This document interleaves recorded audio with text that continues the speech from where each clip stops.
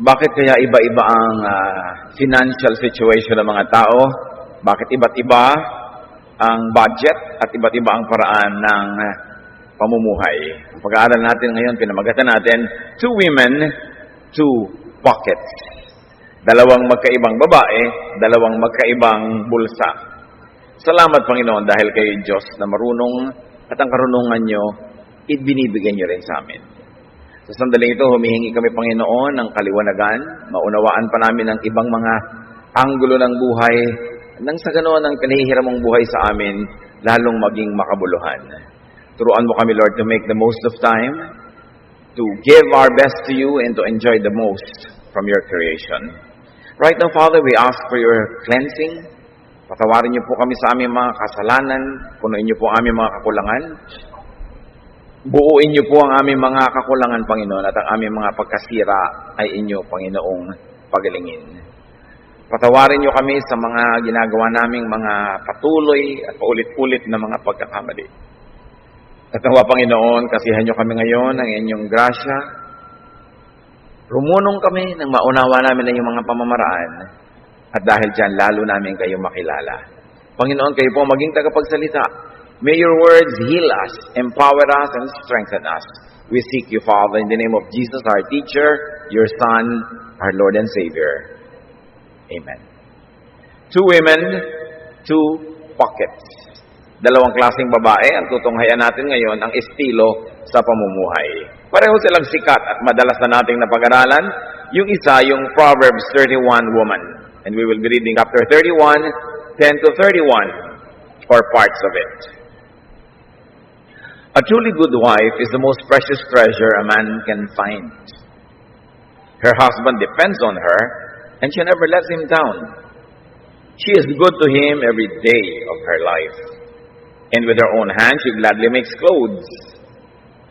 She is like a sailing ship that brings food from across the sea.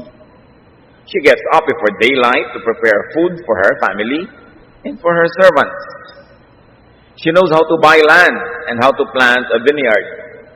And she always works hard. She knows when to buy or sell, and she stays busy until late at night. She spins her own cloth, and she helps the poor and the needy. Her family has warm clothing, and she doesn't worry when it snows. She does her own sewing, and everything she wears is beautiful. Her husband is a well-known and respected leader in the city. She makes clothes to sell to the shop owners. She is strong and graceful, as well as cheerful about the future. Her words are sensible, and her advice is thoughtful. She takes care of her family and is never lazy. Her children praise her, and with great pride, her husband says, "There are many good women, but you are the best." Charm can be deceiving, and beauty fades away, but a woman who honors the Lord deserves to be praised. Show her respect. Praise her in public for what she has done.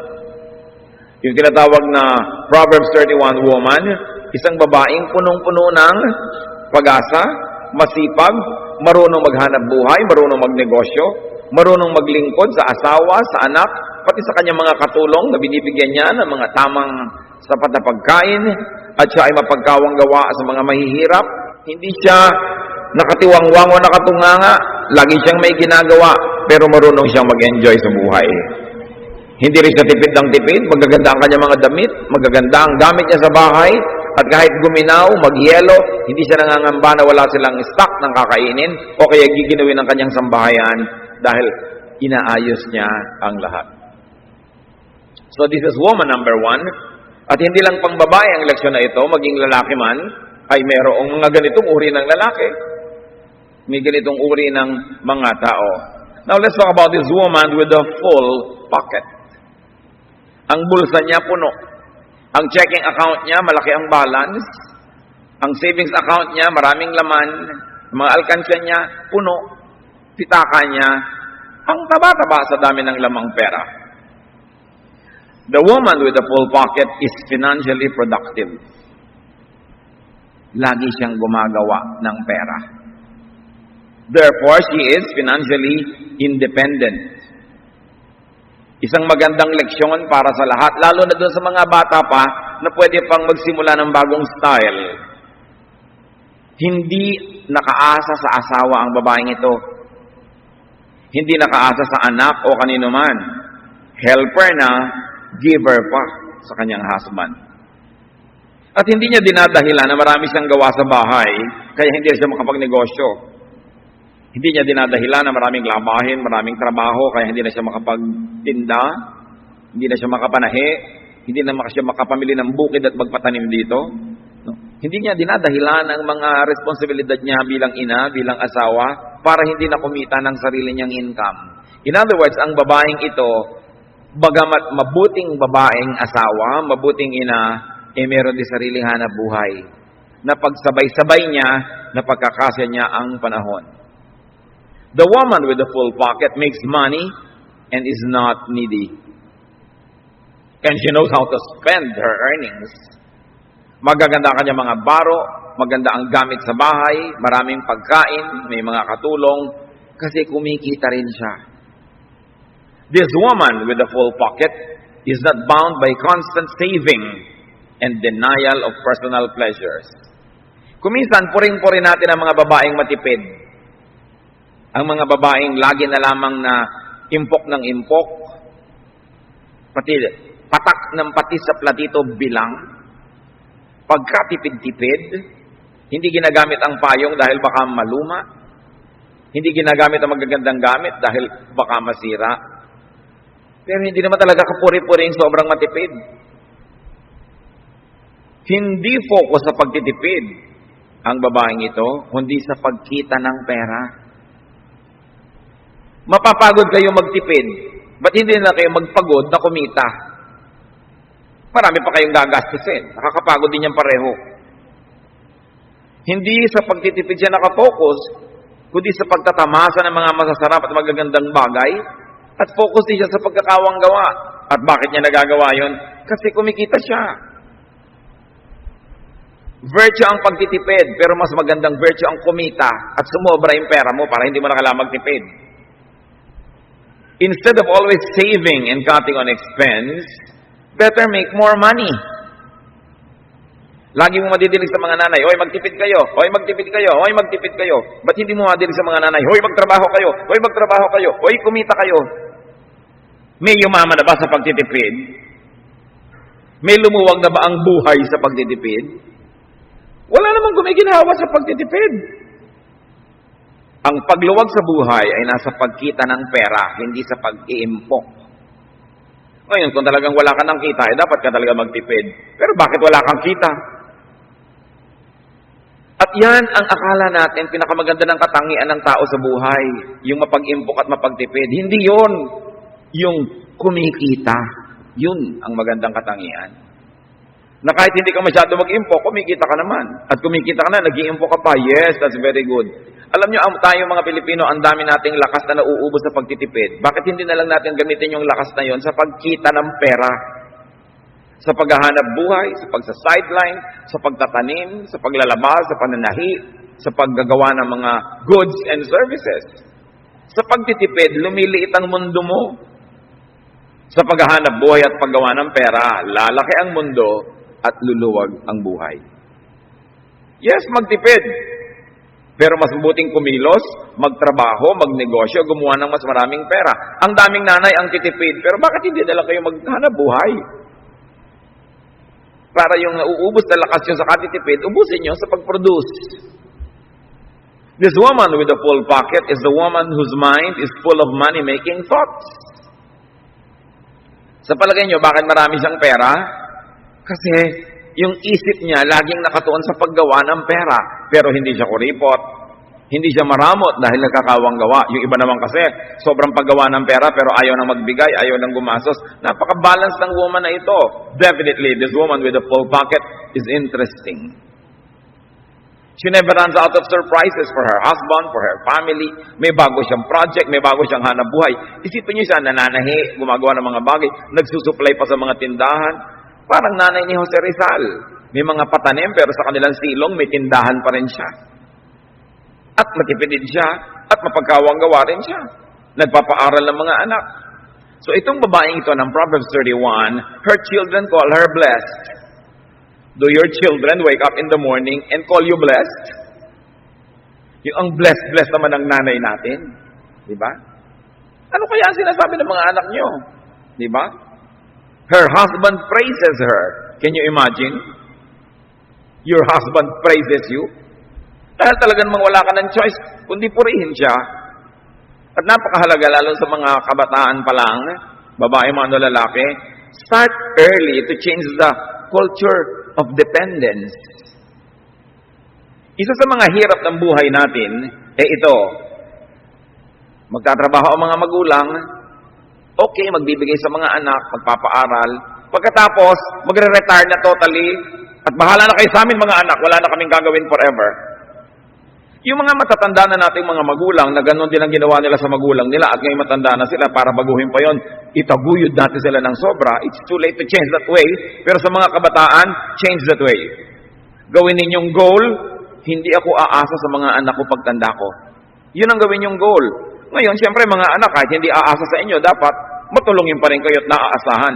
Pero ikaw mismo bilang magulang, hindi mo sasabing pag-aaralin ko itong anak ko at pagkatapos ng college nito, magre-retire na ako, aasa na ako sa kanya. Change that way. Again, meron hindi na pwedeng palitan kasi sobrang matatanda na, ituloy na lang natin yun, itaguyod sila hanggang kuhanin ng Panginoon. Di ba? Pero ang point, yung mga bata pa, palitan natin itong kaugalian natin ito na iaasa sa anak ang lahat. Gawin yung goal, habang bata ako, magtatrabaho ko, magsisave ako, mag-i-invest ako, gagawin ko ang lahat. Para kung dumating ang araw, salamat kung kupkupin ako ng anak ko, salamat kung mahalin ako ng manugang ko, pero kung hindi, pwede pa rin ako mabuhay. Dapat yun ang goal. So itong babaeng ito, nagbibigay pa sa asawa. May disposisyon. At alam nyo, may mga kilala ko mga babae sa totoong buhay, ganito. Talagang swak na swak sa kanila ang Proverbs 31. Hindi marami. Pero meron. Yung iba, malapit-lapit na. But make it a goal. Ididiin ko to mga kapatid, Hindi masamang magtipid. Pero imbes magtipid, ba't hindi lang kayo kumita? Sabi niyo, madaling sabihin yan. Oo nga, pero madali rin namang, mahirap din namang hindi gawin di ba? Sabi niyo, mahirap kumita. Mas mahirap hindi kumita. Gusto mo lang magpakamatay, wala ka pambilin lason. So napakahirap nung ganon. Kailangan ng tao marunong kumita at hindi tayo titigil kumita hanggang kaya ng katawan. Kahit matanda na, ang tao habang kumakain pa, umiinom pa ng tubig na binibili, nagkukuryente, gumagastos, dapat kumikita pa.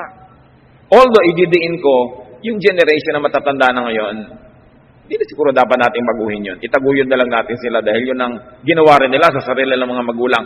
But this new generation, change that. Do not depend on your children when you grow old. Kasi hindi rin naman sure Minsan, nagbabago na ugalian yung mga anak. O kung minsan, maganda pa rin ugali ng anak yung napangasawa. Sigurado ba kayo doon? Kaya kailangan, kahanda natin yung pagtanda.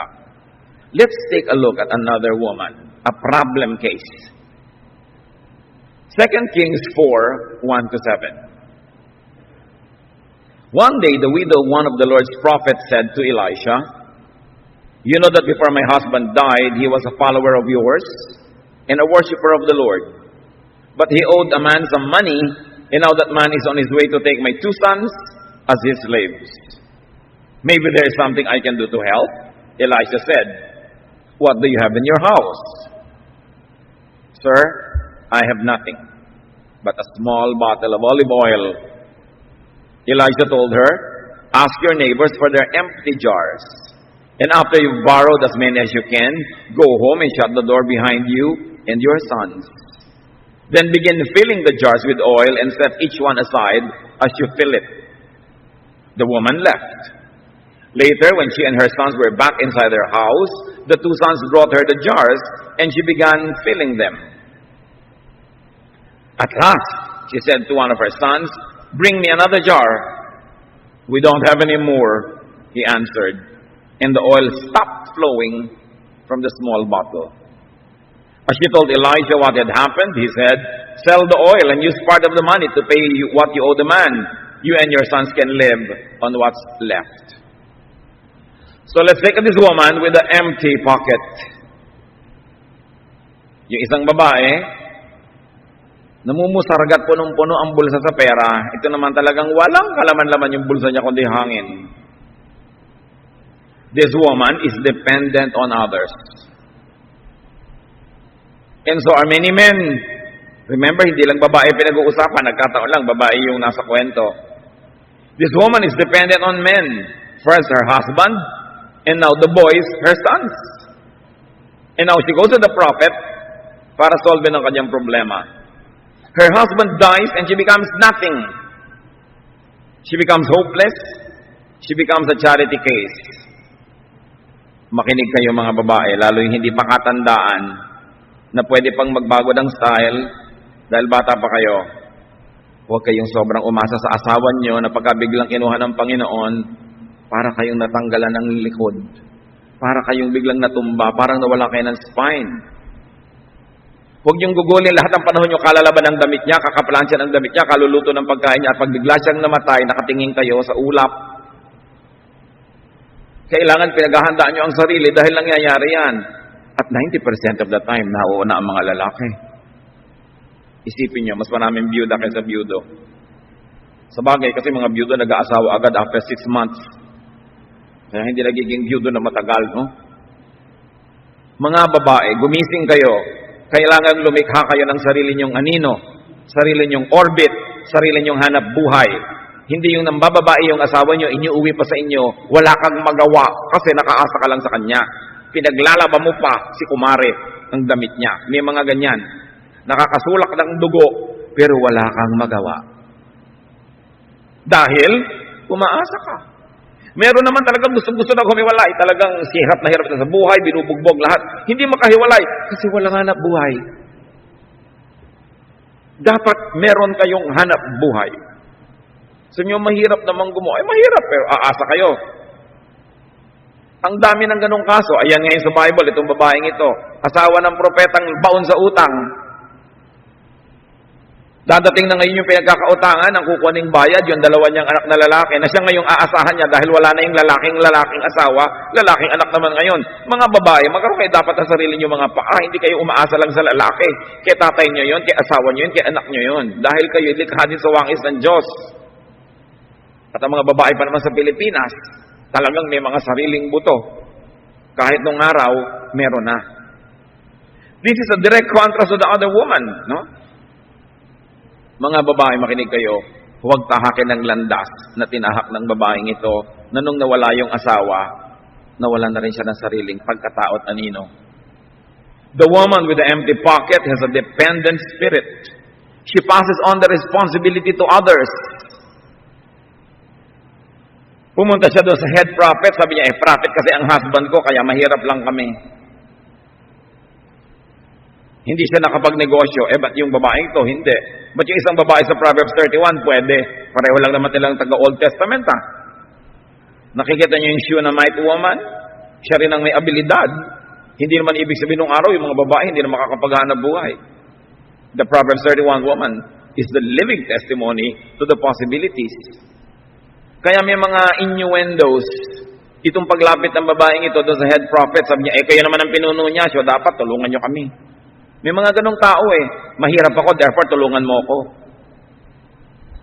Mayaman ka naman, therefore bigyan mo kami. Anong klaseng mentality yun? Kasama ka ba sa pagpapayaman ng tao? May mga ganyan kamag-anak. Huy, maluwag ka naman, pag-aralin mo naman itong pamangkin mo na anak ko. Anak-anak ka dyan, tapos ako magpaparal. May mga ganon, wala ako, therefore bigyan mo kami. Pwedeng magandang ugali na meron ako, therefore magbibigay ako sa iyo. Ang gandang ugali. Pero yung wala ako, bigyan mo ako, masamang ugali yun.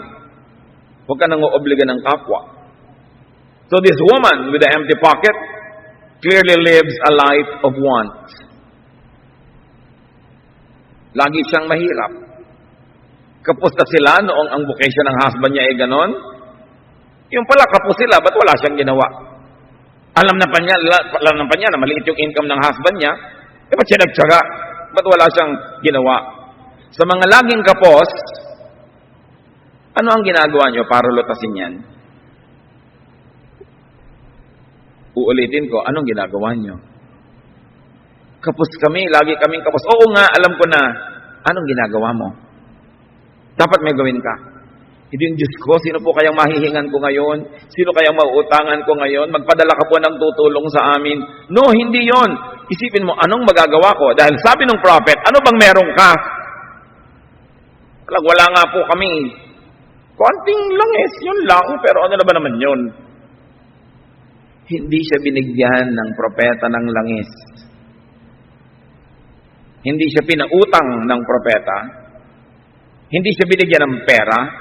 Hindi pinakausapan ng propeta yung pinagkakautangan niya na patawarin mo na. Ang sabi ng propeta, anong meron ka? Konting langis. At yung konting langis na yun ang pinaghimalaan. So ang tanong, mga kapatid, lalo sa mga kinakapos, anong meron kayo? 10 mga daliri. Kumisan 9, kumisan 11, pero sapat. Para ka magtrabaho. 2 paa, o kahit isa, nakakakilos ka pa rin, kahit nga pareho. Wala, nakakakilos pa rin ang tao. May utak ka, may abilidad ka. Meron kang alam gawin na pwede mong pagkakitaan. Huwag mong laging isipin kung paano magdidilihensya, kung paano manghihingi, kung paano mambabakal kung kani-kanino, paano magpapaawa. Yung darating ka na lang, nangingilid ang iyong luha, kawawa naman kami. May dapat kang gawin. Para may dangal kang mabuhay sa mundo, kumikita ka. At kuminsan naman, kahit hindi napakarami ng kinikita mo, pag nakita ng iba na nagsisikap ka naman, tsaka katutulungan. Hindi wala namang nakikita ang pagsisikap sa iyo, ba't ka magkakaroon ng inspirasyon na tulungan ka? So this woman clearly lived a life of want. Pero hindi pa rin siya kumilos. Tulad ng marami sa ating paligid. Walang-wala na nga, pero wala pa rin ginagawa. So anong inaantay natin? May lumaglag na mga gulay mula sa langit? The woman with the empty pocket seems very uninteresting, maybe even boring and tiring, because you can see with the way she approached the prophet and with the way she lived. Kasi alam niyo, kung tayo ay cheerful, masigla, masipag, lalapitan tayo ng grasya. There is something very true, and I want you to observe this, brothers and sisters. Kung ano ang buhay na meron ka, yun ang ina-attract mo. Para kang magnet. Meron kang mga sinisip-sip, hinihigop, inaakit. At kung ano yung paulit-ulit na nangyayari sa buhay mo, yun ang ina-attract mo. Kung lagi ka halimbawang naloloko ng mga manggagancho, there is something about you that attracts them. Kung lagi kang nababastos pag naglalakad ka sa kalye, there is something about you that attracts kabastusan. What you get is always what you attract. So if you don't like what you're getting, change your chemistry, change your thoughts, change your style. Walang victim sa buhay. Participant tayo sa mga nagaganap sa ating buhay. Meron tayong sariling will. Meron tayong sariling style. Yung Proverbs 31 woman, hindi siya binigyan ng direct miracle ng Diyos, pero ang riwasa ng buhay niya. But this woman with the empty pocket needs a miracle. At pinaghimalaan naman. But she needs a miracle. The woman with the empty pocket is the woman whose mind is empty of money-making thoughts. Kaya marami ang pera ni mapera kasi nag-iisip siyang gumawa ng pera. Ngayon, meron din mga nag-iisip, pero hindi dumadami yung pera. Pero hindi laging ganon. Baka panahon lang, hindi pa lang natitsyempo. Pero kung lagi niyang iisipin yun, lagi siyang magsisikap, yun ang a-attractin niya sa buhay. Remember, you attract what you attract. At syempre, ang pera, malulungkutin. Ang gusto ng pera, kasiyahan. So yung pera, papasok sa pitakang marami ng laman. Ayaw niyang papasok niya, tapos siya lang yung laman. Kaya sinasabi natin, ba't yung mayaman, mas yung mayaman? Mag-isip kayo. Bakit nga ba? Totoo naman. Kasi maabilidad, kumikilos, gumagawa. Yung iba, mali ang ginagawa, masama. Pero mali din at masamang walang gawin, di ba? So kailangan papalitan natin ang ating paraan ng pamumuhay. Pag darating na yung pera, sinilip yung pocket mo, walang laman, ay, ayoko dito. Kaya doon sa isang pocket na marami, makakapag-party siya, marami siyang mga kasayaw na kapwa niya pera, doon siya papasok. Kaya dapat may pangati ka. Kahit manok, kung meron kayong alam na pugad ng itlog, ng manok, kailangan huwag yung kunin lahat yung itlog, may matirang isa. Para pagbalik ng manok, mangitlog siya uli. Kasi pag wala siyang nakita itlog doon, magtatampo, hindi na siya mangingitlog uli. Ganun din yung pera. Pag laging ubos, lalayuan ka. Meron siya sariling diwa. Meron siya sariling lakas. So are you attractive to money? Ang gustong-gusto ng pera, nalapitan yung taong masipag. Ang sipag nito, dito nga ako papasok kasi sa kasipagan nito, marami rin ibang papasok na pera sa buhay nito eh. Pero yung tamad, lumilipad-lipad yung pera, nakita kang nakatunganga, nakatuyag ka doon, nakatiwangwang, ayoko dito, sino naman na magtsatsagang dumapo rito, lalayuan ka. Kaya mga tamad, hindi nakakapera yan eh.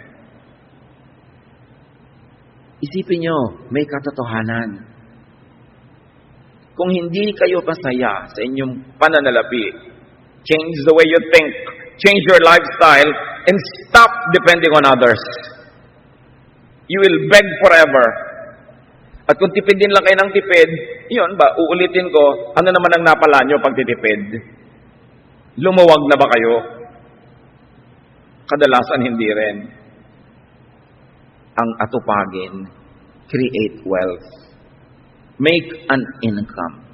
Sabi ng prophet, what do you have at home? Each of us has something in our home, in our body, in our spirit.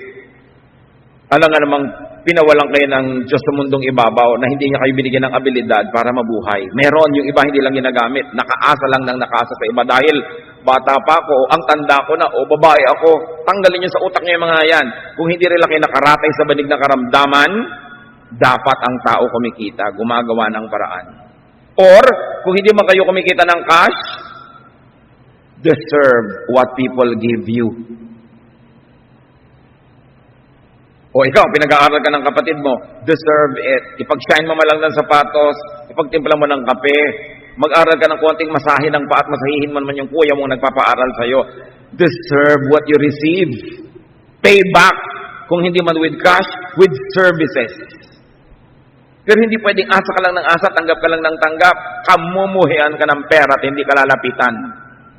Kasi ayaw ng pera sa tamad. Ayaw ng pera sa mga walang utang na loob.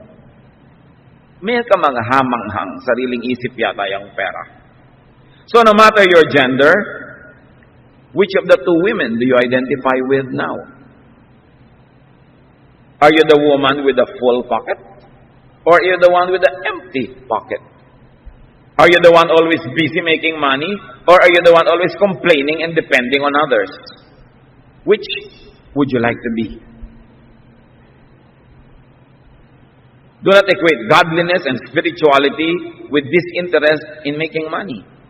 Akala no iba, pag maka-Diyos ka, dapat hindi ka na nag-iisip na magkapera.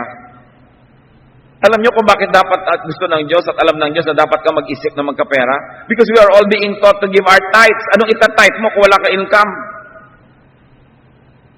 Sabi ni Lord, don't appear before me empty-handed. Walang haharap sa akin na walang dalang handog. Isa ka kukuha ng handog sa pitaka ng asawa mo, ng nanay mo. Dapat kumikita ka nang may maihandog ka. So doon pa lang alam natin na hindi ayaw ng Diyos ng taong abilidad at kumikita. Dahil humihingi nga siya ng mga handog, saan mo kukunin? So it is a given that you are expected to make money. So be the woman with a full pocket. Hindi pagiging religyoso o spiritual na maging dukha. Mas madaling maging espiritual, gumawa ng mabuti, kung puno ang pocket mo. Ngayon, kahit walang laman, nakakagawa ka rin, siyempre. Pero mas may madagawa ka kung meron kang pananalapi. At sa mga nagbabanal-banalan na ayaw gumawa ng pera, Ecclesiastes 10:19, sabi ng pinakamatalinong taong nilikha ng Diyos, a feast is made for laughter, and wine makes life merry. But money is the answer for everything. Pera lang naman talaga yan eh. May naririnig kang nag-aaway-away sa bahay, pera. Kasi naitapon ng anak yung mahalagang mantika. Mahal yan. May mag-aaway-away dahil ang gripo na iwang bukas, mahal ang tubig. May nagagalit dahil ayaw siyang pagamitin ng tiya niya ng plancha dahil mahal ang kuryente. Di ba halos mga bangayan sa bahay tungkol sa pera? Na malulutas sana kung wala tayong third world drama dahil mga maririwasa ang buhay ng mga tao at kung di man mariwasa, maginhawa man lang. So be the woman with a full pocket. Be productive, make money. Making money is high religion. Hindi yan kakontra sa pagiging maka-Diyos. At kahit matanda ka na, huwag kang mag-retire. Pag kumakain ka pa, dapat kumikita ka pa. Ngayon, kung mabait tayong mga anak, mabait tayong asawa, sinusuplayan ka, suklian mo ng serbisyo, suklian mo rin ng kabutihan. Hindi ko mo iniluwal mo yung anak mo once in your life, forever ka na niya ngayong tungkuling kupkupin. Kailangan, give and take, give and take. Ganun ang relasyon para ganado yung mga tumutulong sa'yo at hindi lang dahil na-oobliga. Proverbs 10:4, lazy hands make a man poor, but diligent hands bring wealth. So kita nyo how making wealth is glorified. Basta clean living, malinis na paraan. Be the woman with a full pocket. Be financially independent, though family-centered. Hindi magkalaban ang pagiging mabuting ama o ina at pagkita ng maraming pera. Time management lang yan. Huwag niyong isubsob ang buong buhay niyo sa paglilingkod lang sa asawa at anak. Dapat meron kayong sariling anino, sariling orbit, sariling income. Start early. O kung nasa midlife na kayo, catch up, maghabol. Ngayon yung sobrang matanda na, igalang na lang natin, huwag na natin palitan yung system, kupkupin natin sila. Pero yung mga bata pa, baguhin nyo to. Do not depend on others. Do not depend even on your spouse. Kahit gaano kabuti yung asawa nyo, kaganda ng relasyon nyo, napakarami na nagpunta sa akin na after 20 years, ang gandang relasyon, matidiscovering, ay, may anak pala sa labas, ay, na in love sa iba, iniwan siya, tapos siya, wala naman, very bitter the woman. Why? Because she gave everything and now she has nothing. Ibinigay ko po sa kanya ang lahat, Pastor. Ba't mo ibinigay lahat? Dapat nagtitira ka sa sarili mo. Dahil tao yan hindi ka sure. Well, pagtiwalaan mo, pero iba na yung meron ka ring sarili mong kita. Para kung gusto mong manatili sa piling niya, dahil choice mo, hindi dahil wala kang choice. Aba, pag wala kang pera, para kang prisoner. Kahit nga hindi nakakatawa yung joke nung nagpatawa, tatawa ka dahil binibigyan ka Diba? Iba yung meron. Dapat goal natin yung magkaroon ng sarili. 2 Corinthians 12:14, ito opinion ni Paul, children are not supposed to save up for their parents, but parents are supposed to take care of their children. Parents ang kausap niya dito, hindi yung children. Sabi niya, alam niyo mga magulang, mag-usap-usap tayo. Hindi naman dapat ang mga anak natin ang nag-iipon para sa atin Dapat tayo nag-iipon para sa kanila kasi nga tayo ang magulang, di ba? Sabi ni Paul. Although this is a hard doctrine, it's a social opinion of this man, Paul. Pero may sense. At meron ako mga kilala, pagamat konti lang to, hanggang pagtanda, hanggang bawian ng buhay, sila pa rin ang nagbibigay sa anak. Hindi dahil yung mga anak walang hanap buhay o gutom, kundi pinaghandaan nila So hindi sila umaasa.